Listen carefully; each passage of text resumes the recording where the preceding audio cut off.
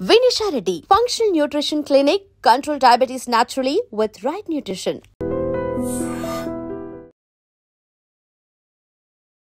ప్రజలందరికీ నిన్న దివాళీ పండగ. కానీ ఎప్పుడైతే నిజామాబాద్లో ఒక రౌడీ షీటర్ రియాజ్, వాడి పేరు వచ్చేసి రియాజ్, మొన్న 18వ తారీఖున కానిస్టేబుల్ సిసిఎస్కి సంబంధించిన కానిస్టేబుల్ని అత్యంత దారుణంగా పొడిచి ఎస్కేప్ అయిండు. 9 బృందాలు గాలిస్తున్న టైంలో సారంగపూర్ దగ్గరలో ఒక పాడుబడ్డ లారీ క్యాబిన్లో దాక్కొని దొరికిండు రియాజ్. అక్కడ కూడా బుద్ధి మార్చుకోలేదు, ఎందుకంటే పోలీసులకు పక్కా సమాచారంతోనే ఇక్కడ ఉన్నాడు, దాక్కున్నాడు అని తెలిసిన తర్వాత అక్కడికి వెళ్ళినటువంటి పోలీసుల మీద కూడా దాడికి ప్రయత్నించిండు. దీంతో అటువైపు నుంచి కొంతమంది యువకులు వస్తుంటే వాళ్ళని ఈ రియాజ్ వీడిని పట్టుకోండి అన్నప్పుడు అక్కడే ఆసిఫ్ అనే యువకుడు ఆ రియాజ్ని ఆపే ప్రయత్నం చేయడంతో అతన్ని కూడా గాయపరిచిండు ఈ రియాజ్ రౌడీ షీటర్. ఇక్కడ చాలామంది మాట్లాడుతుంది ఏంది, ఇప్పుడు ముస్లిం కాబట్టి ఎన్కౌంటర్ చేసిండ్రు పోలీసులు, ట్రీట్మెంట్ అందుకే ఇట్లా ఇచ్చిండ్రు, ఎన్కౌంటర్ జరగడానికి రీజన్ కూడా ఇంకో మతానికి సంబంధించిన వ్యక్తి కాబట్టి చంపిండ్రు అనేది ఒక పెద్ద ఎత్తున చర్చ నడిచినుండే. 18వ తారీఖున ఇన్సిడెంట్ జరిగింది. యాక్చువల్లీ ఈ రియాజ్ అనేటోడు మామూలోడు కాదు, పూర్తిగా నేర చరిత్ర ఏంది, వీడి కథ ఏంది అని తీసుకున్నప్పుడు దగ్గర 7 పోలీస్ స్టేషన్ల 30 కేసులు ఉన్నాయి. కొంతమంది 30 అంటున్నారు, కొంతమంది 40 అంటున్నారు. వీడి పని ఏంటి అని అంటే ఏం లేదు, పొద్దుగాల లేచి ఈ చైన్ స్నాచింగ్లు చేయాలి, అంటే ఈజీ మనీ అన్నట్టు. వీడి ఏజ్ వచ్చి కేవలం 24 సంవత్సరాలే. అంటే మరి మేజర్ అయినాకనే ఇట్లాంటి దొంగతనాలు షురు చేసిండా, లేకుంటే చిన్నప్పటి నుంచే ఈ బుద్ధుందా తెలియదు. ఈ రియాజ్ అనేటోడు దగ్గర 40 కేసులు 7 పోలీస్ స్టేషన్లల్లో ఈయన మీద ఉన్నాయి. చైన్ స్నాచింగ్లు, అట్లాగే వాడి కన్ను పడిందంటే ఆ బైక్ వాడి దగ్గరికి రావాల్సిందే, దాన్ని అమ్ముకోవాలా, జల్సాలు చేయాలా, ఇదే అనమాట. పెద్ద ఫ్యామిలీతో ఏమైనా అటాచ్మెంట్ ఉంది అంటే అది లేదు, పెళ్ళైంది, పిల్లలు కూడా ఉన్నారట. పెద్దగా మనకు అక్కర్లేని ముచ్చట కూడా, ఎందుకంటే వాడి ఫ్యామిలీ ఎట్లుంటే ఏంది అనేది కూడా పెద్ద ఎత్తున చర్చ నడుస్తోంది. 18వ తారీఖున ఎప్పుడైతే ఈ ఇన్సిడెంట్ జరిగిందో, ఆ ఇన్సిడెంట్ జరిగినప్పటి నుంచి కూడా ప్రతి ఒక్కళ్ళు ఇంకా ఎందుకు పట్టుకోవాలి, తీసుకొచ్చి జైల్లో కూర్చోబెట్టి ఎందుకు మేపాలి, తిండి దండుగా, మళ్ళా వాడికి ఒక సెక్యూరిటీ ఇవ్వాలి, అది దండుగా, ఎందుకు ఇంత ఘోరమైన నేరాలకు పాల్పడేటోళ్ళకు కూడా ఇంత ట్రీట్మెంట్ అవసరం ఉందా అనేది పెద్ద ఎత్తున సోషల్ మీడియాలో ప్రచారం భయంకరంగా జరిగింది.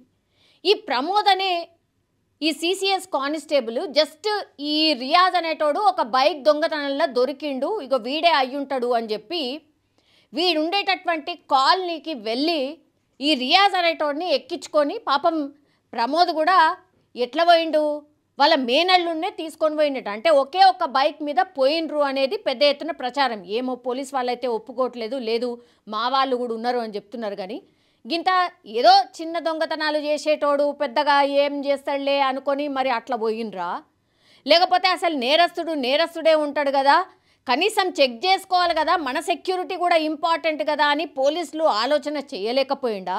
ఇప్పుడు ప్రమోద్ అనే వ్యక్తి ఎంతోమందిని ఇట్లాంటి వాళ్ళని తీసుకొచ్చుంటాడు, కానీ ఈసారి ఇట్లా జరుగుతుందని ఇమాజిన్ చేసి ఉండడా? ఈ రియాజ్ అనేటోడు ఎంత డేంజరస్ అంటే, ఇప్పుడు ఖచ్చితంగా నన్ను పోలీసు వాళ్ళు మళ్ళీ లోపలేస్తారు, ఎన్నో నెలలు కూర్చోవాలనో ఏదో సంథింగ్, అది కూడా నాకేం అవసరం ఉన్నది, నేను అసలు ఎస్కేపే కావాలా, అది ఏదైతే అదైంది, చంపడానికైనా నేను సిద్ధం అనుకున్నాడు. కాబట్టే పాకెట్లో ఆయనతో పాటు కత్తితోని ఎక్కిండు ఆ బైక్ మీద. ఇక దగ్గర పోలీస్ స్టేషన్కి ఆల్మోస్ట్ వినాయక్ నగర్లో పోలీస్ స్టేషన్ ఉంటుంది, సిసిఎస్ పోలీస్ స్టేషన్. ఇక దగ్గరకు వచ్చినటువంటి టైంలోనే ఇప్పుడు ప్రమోద్ బైక్ నడుపుతున్నాడు, వెనకాల మేనల్లుడు కూర్చున్నాడు, మధ్యలో ఈ రియాజ్ అనేటోడు నేరస్తుని కూర్చోబెట్టారు. కత్తి తీసిండు. ఆల్మోస్ట్ ఇక దగ్గరకు వస్తున్నాము, ఇక పోలీస్ స్టేషన్లోకి ఎంటర్ అవుతాము అనే టైంలో మెయిన్ రోడ్డు మీదనే సాయంత్రం పూట కత్తి తీసి ప్రమోద్ మెడ అట్లాగే ఛాతి మీద భయంకరంగా పొడిచిండు. ఇక పొడవంగానే బైక్ నడిపేటోళ్ళ పరిస్థితి ఎట్లుంటుందో మనకు తెలుసు కదా. వెంటనే బైక్ ఆగింది. ఆ తర్వాత పక్కన అది మెయిన్ రోడ్ కాబట్టి చాలామంది అక్కడి నుంచి పోయేటోళ్ళు వచ్చేటోళ్ళు ఆడ సినిమా చూసినట్టు మొత్తంగా ఆ వీడియోని తీసి వాళ్ళకి షేర్ చేసే ప్రయత్నం చేసిండ్రు. కానీ ప్రమాదంలో ఉన్నాడు ఈ ప్రమోద్, పాపము కానిస్టేబుల్, ఆయనకు అంబులెన్స్ అవసరం ఉన్నదా, ట్రీట్మెంట్ అవసరం ఉన్నదా, ఎట్లా పంపించాలా, ఆ హాస్పిటల్కి చేరవేయాలా, ఈ ఆలోచన మాత్రం ఏ మానవ మూర్తులు కూడా చేయలేదు. నేను ఈ మానవ మూర్తులు అని ఎందుకు అంటున్నా అంటే మీరు అర్థం చేసుకోండి. ఇక అంటే మనుషులం మనం ఎట్లా తయారైనామో ఒక్కసారి మనమే ఆత్మ విమర్శ చేసుకుందాం. రోడ్డు మీద కళ్ళ ముందట క్రైమ్ జరుగుతుంటే దాన్ని వీడియో తీసి వీళ్లకు షేర్ చేసే అంత టైం ఉంది. కానీ ఒక్క ఎమర్జెన్సీ కాల్ చేయడానికి మనకు టైం లేదు. గా స్టేజ్లో ఉన్నాం. దాన్నే క్వశ్చన్ చేస్తున్నారు పోలీస్ అఫీషియల్స్ కూడా, లేకపోతే ఈ వీడియో చూసిన వాళ్ళు కూడా. ఎంత భయంకరంగా మనం ఏ మానసిక పరిస్థితుల్లో ఉన్నామో ఒక్కసారిగా ఇక ఆ రోజు వీడియోలు తీసిన వాళ్ళని గురించే అనుకోండి, లేదంటే అసలు అందరి గురించి కూడా చాలామంది ఇవే చేస్తున్నాం. మనం ఎమర్జెన్సీలో ఎట్లా రెస్పాండ్ కావాలనో అట్లా రెస్పాండ్ అవుతలేం. జర మారుండ్రి. అది మొన్న ప్రమోద్కి వచ్చింది, రేపు తెల్లవారి ఎవరికైనా రావచ్చు, అట్లా అనుకోవడానికి కూడా లేదు. మరి ఆ పరిస్థితుల్లో ఉన్నప్పుడు ఒక్కసారి మీరు ఊహించుకోండి ఆ బాధ ఎంత భయంకరంగా ఉంటుంది. ఇప్పుడు ప్రమోద్ అనేటైనా చనిపోయిండు మన వల్లనే. ఎందుకు? ఆయన పూర్తిగా రక్తపు మడుగులో కొట్టు మిట్టాడుతుంటే దొంగ ఎట్లా వారిపోయిండు, వాడిని మళ్ళీ పట్టుకోవచ్చు, ఎట్లనే పట్టుకుంటారు. కానీ అక్కడ అంత భయంకరంగా కొట్టు మిట్టాడుతుంటే మనం వీడియోలు తీసి షేర్ చేసుకునేంత టైంలో మనం ఒక్క ఫోన్ కాల్ కొట్టుంటే బతికేటోడేమో. ఇప్పుడు వాళ్ళ ఫ్యామిలీ కూడా అదే అనుకుంటుంది కదా. ఎందుకు? ఇప్పుడు మా హస్బెండో లేకపోతే మా నాన్న చనిపోవడానికి ఈ మనుషులు కూడా కారణమనే అనుకుంటారు. సో ప్రమోద్ పాపం ఒక చిన్న అంటే దొంగతనాన్ని చిన్న దొంగతనానమేనే అంటారు ఎవరైనా సరే. ఒక చిన్న దొంగని పట్టుకోవడానికి పోయినా అనుకున్నాడు, కానీ ఒక పెద్ద క్రిమినల్ని పట్టుకోతందుకు పోతున్నా అని ఆయన ఊహించలేకపోయాడు. దీంతో పాపం వాడి చేతుల్లోనే ఇప్పుడు బలైపోయినటువంటి పరిస్థితి. లాస్ట్కి వస్తే ఫ్యామిలీకి మేము అండగా ఉంటాము పోలీస్ అఫీషియల్స్, అట్లాగే సీఎం రేవంత్ రెడ్డి కూడా ఆయన కూడా రెస్పాండ్ అయ్యిండు. ఆయనకు అండగా ఉంటాం, ఆ ఫ్యామిలీకి అండగా ఉంటాం అనేటువంటి మాట చెప్పిండు. అట్లాగే ఈ ఇన్సిడెంట్ జరిగిన తర్వాత పోలీస్ డిపార్ట్మెంట్ రెస్పాండ్ అయిన విధానం మాత్రం నిజంగా హ్యాట్స్ ఆఫ్. 9 బృందాలని ఏర్పాటు చేసిరు. అసలు పోలీసోడిని చంపి పోతుంటే మీరందరూ ఏం చేస్తురా భయ్? అసలు ఏంది ఇది? ఇంత ఘోరం ఉంటుందా? ఓ దొంగ పోలీస్ కానిస్టేబుల్ని చంపి పారిపోతాడా అని డీజీపీ శివధర్ రెడ్డి రంగంలోకి దిగిండు. దీంతో 48 గంటల్లోనే రియాజ్ని పట్టుకోవడం, ఆ తర్వాత ఇప్పుడు నేను ఇంతకుముందు చెప్పినట్టు పట్టుకునేటటువంటి క్రమంలో ఇక కొట్టిండ్రు. దొరికిన తర్వాత ఇక పోలీస్ డిపార్ట్మెంట్ పోలీస్ వాళ్ళనే చంపినోళ్ళని ఊకుంటాడా? వేసుంటారు మంచిగానే.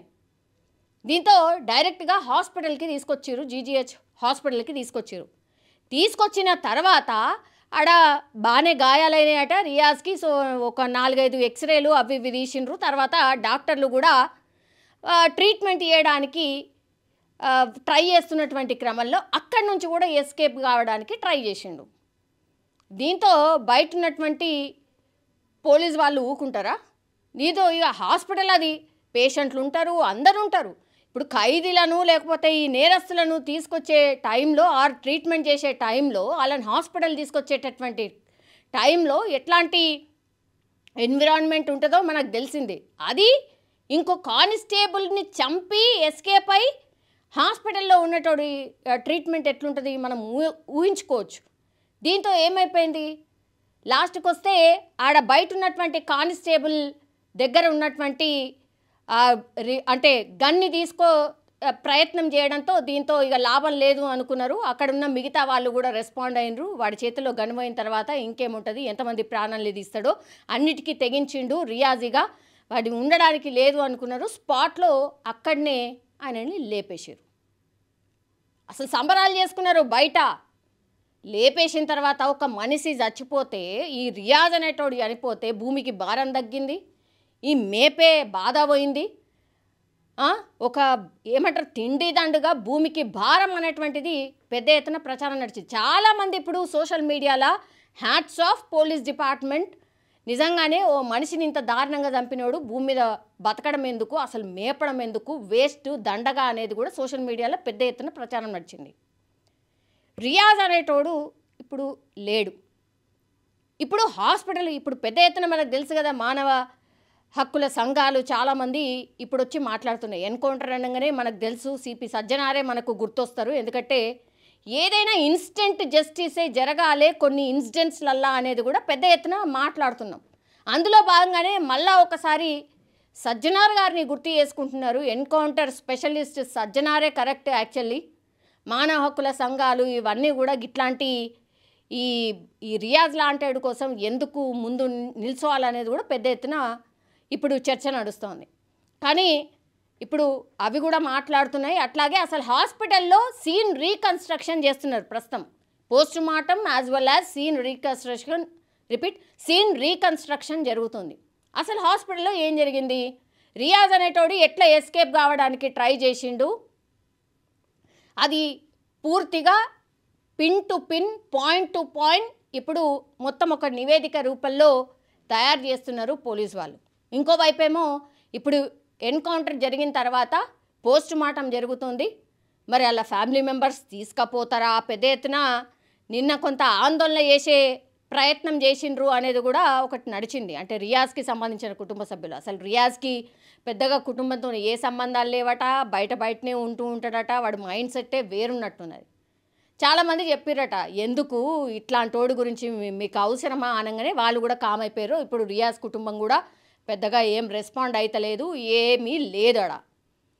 ఇప్పుడు రియాజ్ చేతిలో ఇంకో ముస్లిం అబ్బాయి ఆయనను పట్టుకునేటువంటి క్రమంలో ఎవరైతే ఆసిఫ్ అనే వ్యక్తి ఉన్నాడో ఇప్పుడు అక్కడ ట్రీట్మెంట్ చేయించిన తర్వాత హైదరాబాద్కి తీసుకొచ్చి ఆయన ట్రీట్మెంట్ చేస్తున్నారు. ఇక్కడ 2 మేజర్ పాయింట్స్, అంటే రియాజ్ అనే పేరుంది కాబట్టి ఇట్లా ఎన్కౌంటర్ చేసిండ్రు అన్నప్పుడు మరి ఆసిఫ్ అనే వ్యక్తి ముందుకొచ్చి రియాజ్ని పట్టుకునే ప్రయత్నం చేసిండ్రు కదా, ఆయన కూడా ముస్లిమే కదా. సో దీన్ని ఎట్లా ఆలోచించాలో మీరే చెప్పండి. ఒకటి తర్వాత ఒక పెద్ద ఇన్సిడెంట్ జరుగుతుంది, ఒక మనిషిని హత్య చేసి పారిపోతున్నాడు, సినిమా లెక్క సెల్ ఫోన్లలో రికార్డ్ చేద్దామా, లేకపోతే కనీసం మానవత్వం ఉండి మనం రెస్పాండ్ అవుదామా? 2 మరి ఓన్లీ పోలీస్ డిపార్ట్మెంట్ వాళ్ళకే ఇట్లాంటి న్యాయమా, సామాన్యులకు ఇట్లాంటి న్యాయం ఎందుకు జరుగుతలేదు? Point number 3. సో ఇవి వ్యాలిడ్ పాయింట్సా? చాలామంది మాట్లాడుతున్నారు దీని గురించి. ఈ ఇన్సిడెంట్ పూర్తిగా ఎలా జరిగింది, కరెక్టా రాంగా, మీరు కూడా కామెంట్ రూపంలో తెలియజేయాల్సిందిగా రిక్వెస్ట్ చేస్తూ ఉన్నా. నిజంగా ప్రస్తుతం ఉన్నటువంటి సమాజం దేనికి ప్రయారిటీ ఇస్తుంది? ఆర్థిక సంబంధాల చుట్టూ మాత్రమే తిరుగుతుంది. మళ్ళీ ఎన్నికలంగానే చాలా విరక్తి కలుగుతాను. మంచి అనిపిస్తుంది కదా, లేడీస్ కూడా ఛాలెంజింగ్ జాబ్స్ చేసినప్పుడు చాలా బాగుంటది. ట్రాఫిక్ అసిస్టెంట్స్ గా నియమించిన ట్రాన్స్జెండర్స్ అందరితో సాల్యూట్ చేయించుకుంటున్నారు. ఫుడ్ డెలివరీ ఇవ్వటానికి వెళ్ళినటువంటి డెలివరీ బాయ్ అనిల్ పై కళ్ళ ముందు